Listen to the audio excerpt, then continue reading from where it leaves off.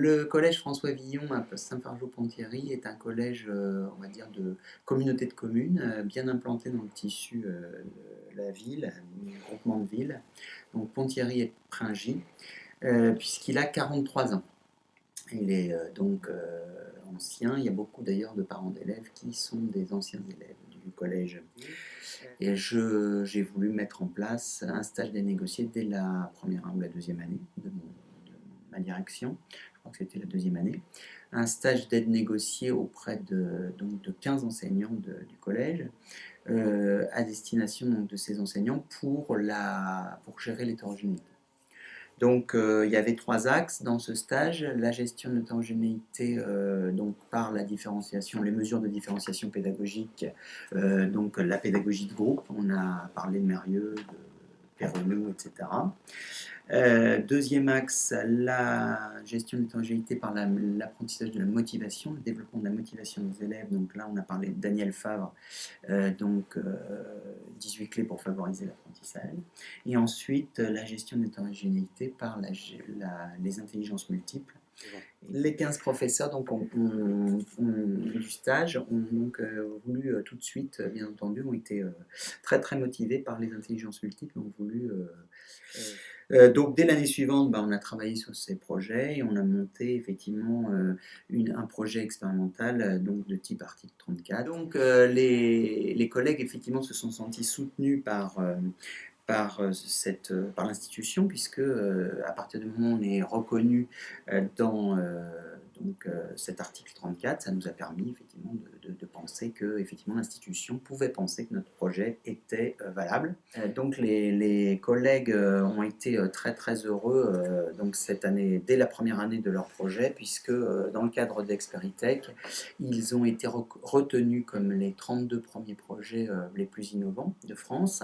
Et donc nous sommes allés à l'UNESCO pour les Journées nationales de l'innovation en mars, et effectivement c'était une expérience formidable pour les 3 professeurs qui finalement, sur les 15 de départ, se sont portés vraiment organisateurs du projet.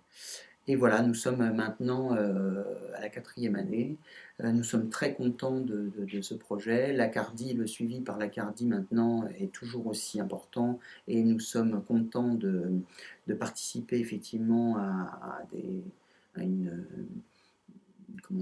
propagation des idées de ce projet. L'idée étant que, bien entendu, les intelligences multiples développent une théorie très intéressante qui maintenant est reconnue par les neurosciences, mais que c'est pas seulement les intelligences multiples qui m'importent, c'est effectivement toujours cette gestion de l'hétérogénéité, et donc à travers l'axe des intelligences multiples, mais vous verrez aussi dans les expériences qui vont être filmées, également la gestion de la pédagogie de groupe, de projet, le travail collaboratif entre pairs, bien entendu donc le conflit socio-cognitif et toutes les choses que nous connaissons dans la pédagogie moderne.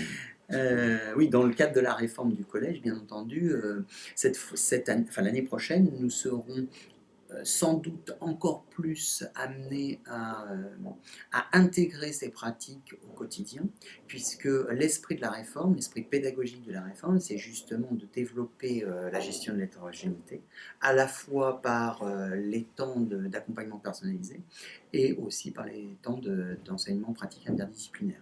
Donc la théorie des intelligences multiples a une trentaine d'années maintenant. Elle commence déjà par redéfinir ce qu'est l'intelligence.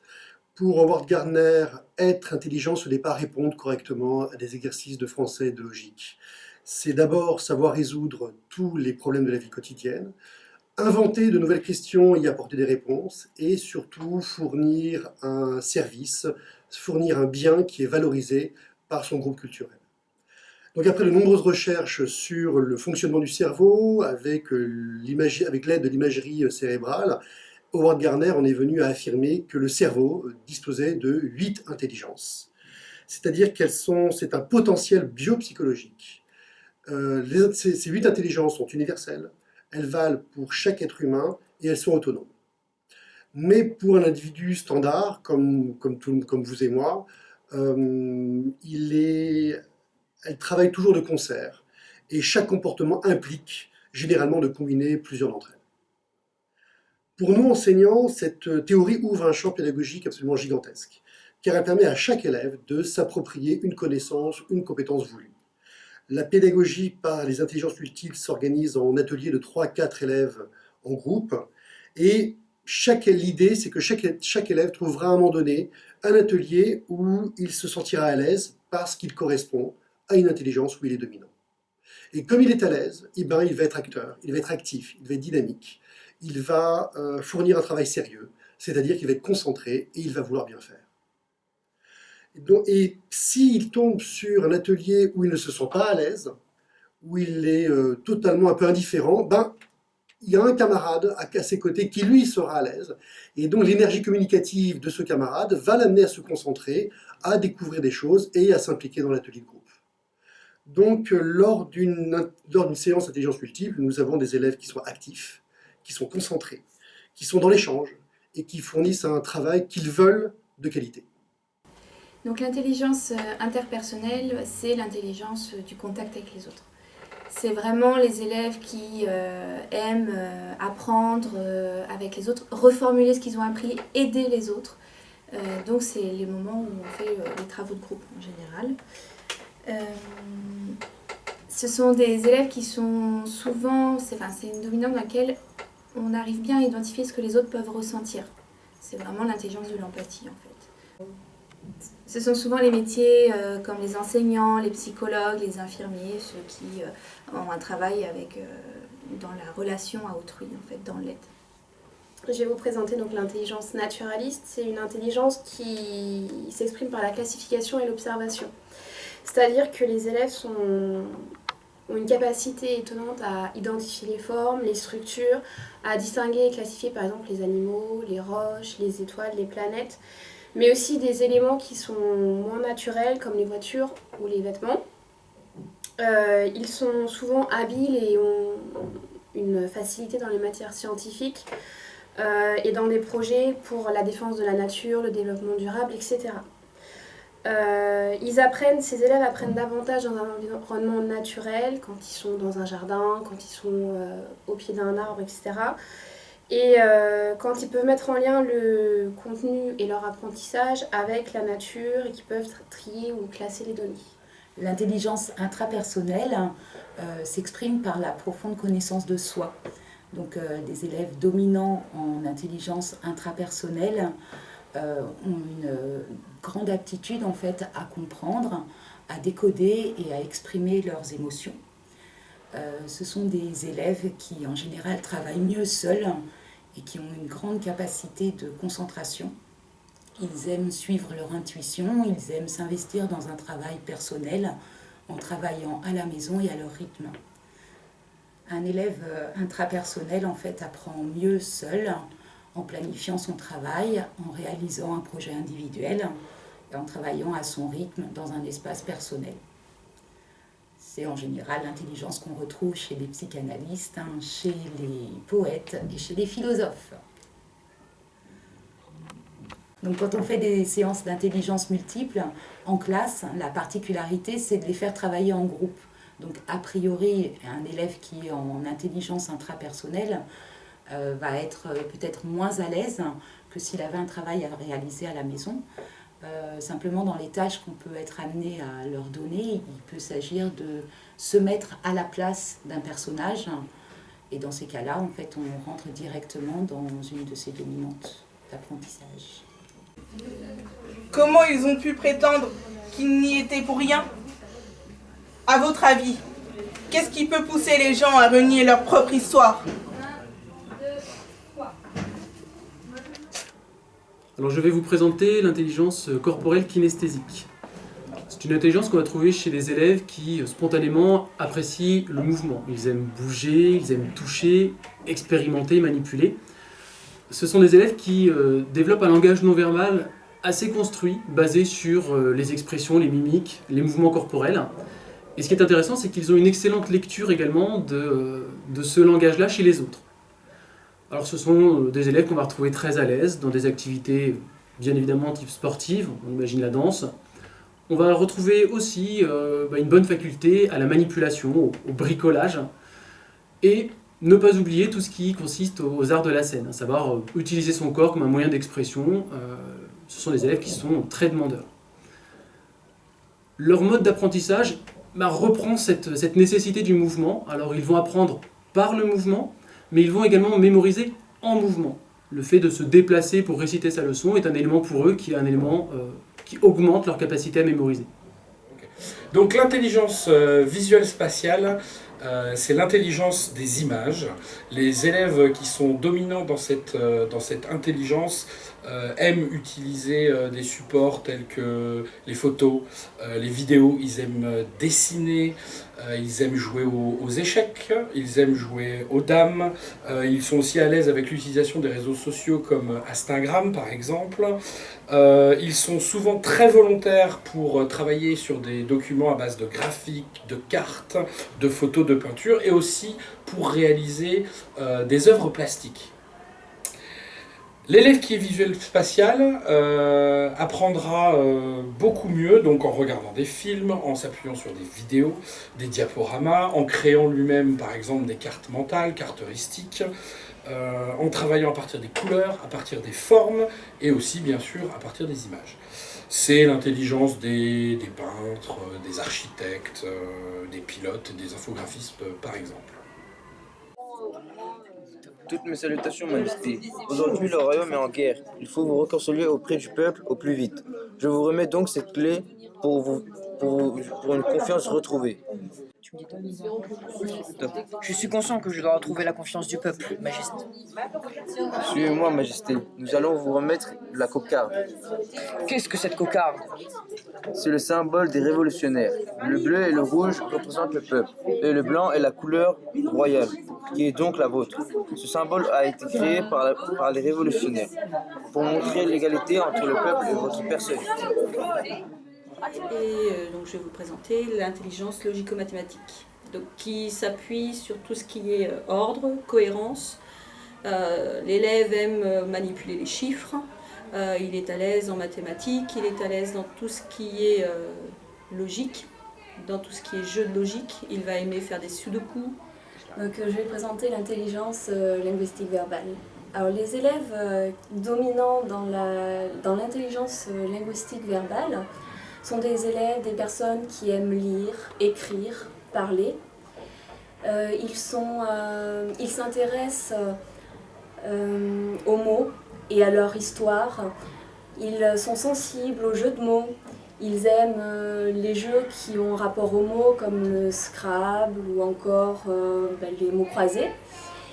Ils aiment les blogs, les réseaux sociaux comme Twitter. Ce sont des personnes qui sont douées pour inventer ou raconter des histoires ou pour apprendre des langues étrangères.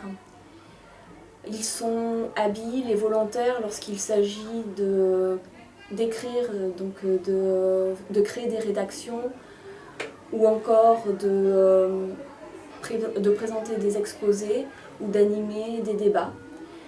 Donc pour eux, pour les personnes qui ont cette intelligence en dominante, à chaque idée, ils associent un mot. Et pour mieux apprendre, très souvent, ils récitent à voix haute ou ils recopient les cours.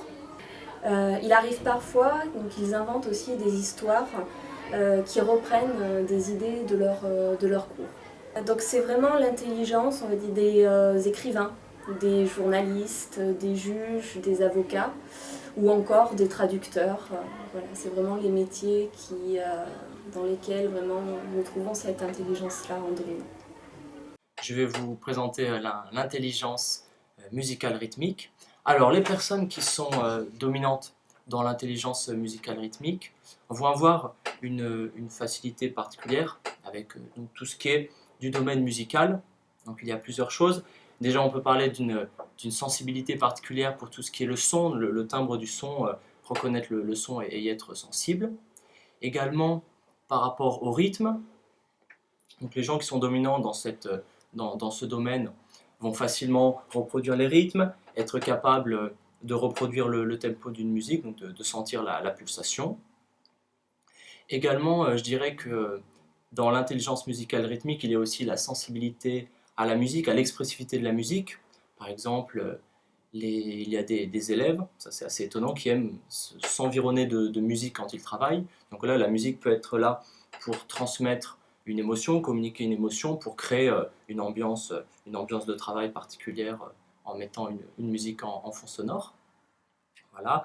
Donc pour ce qui est de l'aisance par rapport au son, la capacité à reconnaître le son, on peut par exemple prendre comme exemple les ingénieurs du son. Donc là, ces gens-là ont vraiment une capacité formidable à être sensibles aux moindres nuances du son. Donc par exemple, voilà, c'est l'intelligence de ces personnes. Pour les élèves, il y a quelque chose de vraiment remarquable dans l'intelligence musicale, c'est leur facilité à mémoriser en passant par l'intermédiaire de mélodies, de rythmes.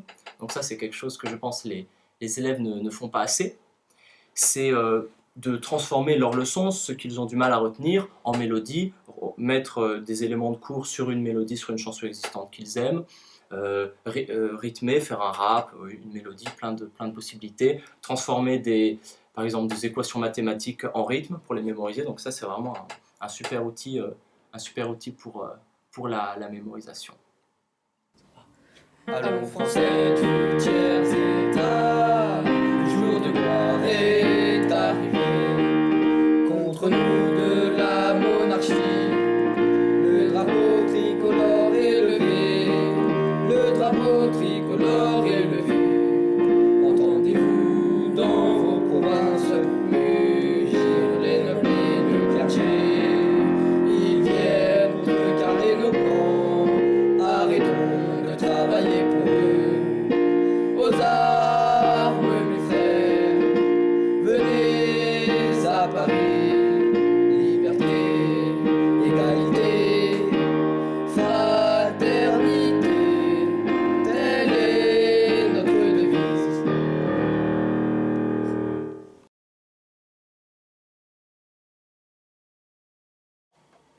Et pour moi, je pense qu'on apprend plus sur soi. On sait ce qu'on peut plus faire que d'autres choses. L'intelligence, surtout, c'est tout ce qui est raconter des histoires, écrire, parler.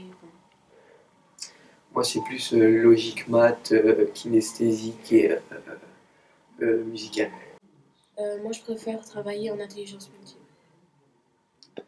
Moi, je préfère travailler en intelligence multiple parce que ça développe, je pense, plus nos capacités et avec les autres, plus amusant. Moi, mon avis, en fait, c'est... j'ai pas forcément d'avis, mais en tout cas, je trouve ça assez amusant de faire ça en groupe, ensemble. Ouais, ça, je pense que exactement pareil. On se sent ensemble, on peut aider les autres on se complète en fait. Je pense que c'est ça qui est vraiment bien. Dans les intelligences multiples, ce que j'apprécie, c'est qu'on fait différents ateliers pour développer certaines parties de notre cerveau, enfin, comme j'appelle ça comme ça, qui permettent de savoir un peu plus comment les utiliser. Dans les intelligences multiples, j'aime à peu près tout. Il n'y a pas un atelier que j'aime pas. La différence entre les ateliers d'intelligence multiple et la classe, c'est qu'on se met plus dans l'atelier multiple parce que ça nous motive un peu plus. Ça nous fait développer certaines capacités de notre cerveau qu'on aime faire développer et qu'on aimerait faire développer davantage. Et grâce à ces ateliers, ça nous fait développer. Alors qu'en classe, il y a certaines capacités qu'on développerait pas dans certaines matières. La conséquence sur le travail, oui, ça aura une conséquence. Je pense que ça rend mes autres camarades un peu plus joyeux, un peu plus, qui se mettent un peu plus dans l'ambiance, qui travaillent eux aussi. Je pense qu'ils pensent un peu comme moi, qui aiment bien travailler certaines capacités de leur cerveau. Il y en a qui apprécient des ateliers que d'autres n'apprécient pas, et c'est normal, parce que chacun a sa personnalité. Professeur-élève. Oui, je pense que travailler dans les intelligences multiples, ça change le rapport prof-élève, parce que je trouve que les professeurs s'investissent plus, dans leurs cours, ils aimeraient faire leurs cours, c'est normal.